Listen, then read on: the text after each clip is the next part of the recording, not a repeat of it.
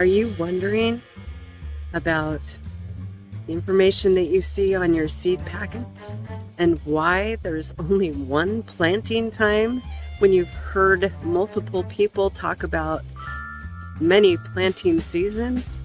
Well, in today's video, we are going to take the mystery out of this issue. So stay tuned.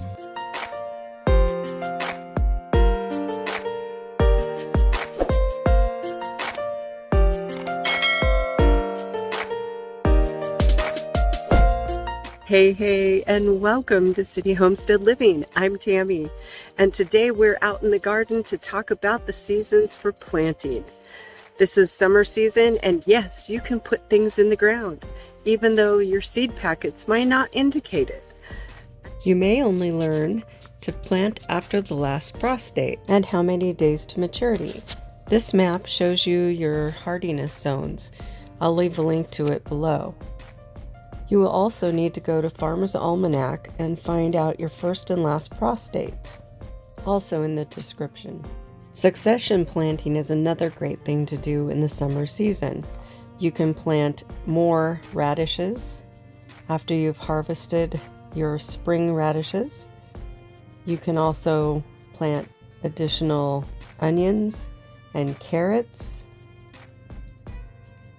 Also, potatoes are another great thing late planting.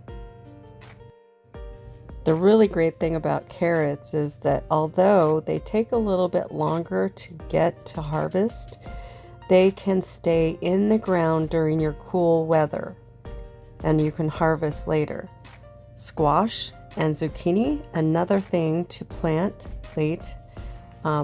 They have a shorter date window, 56 days rather than months. And cucumbers, we ended up having to replant our cucumbers after the bug pressure killed off our seedlings. So here we have myself and Mr. C replanting some larger, more mature starts that we're going to have to watch more carefully.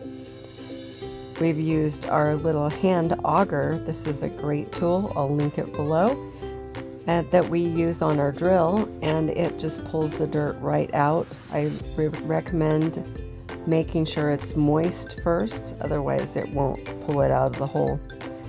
And then you don't have all that back-breaking work. Tomatoes are another great thing that you can plant in the summer. We got a late start on our tomatoes, and if you use a warm weather tomato, it doesn't matter when the fruit sets, you can still grow fruit in the summer, unlike some people advise. And tomatoes come to fruition pretty quickly. Green beans, another great thing for the summer. They have a very quick maturity date. Here we have our mint planted in one of our raised beds. We have to keep cutting it back because, as my daughter would have said, mint is the bully of the garden. Herbs are another great thing to plant in the summer. Some herbs, like the rosemary that you see, are also perennial.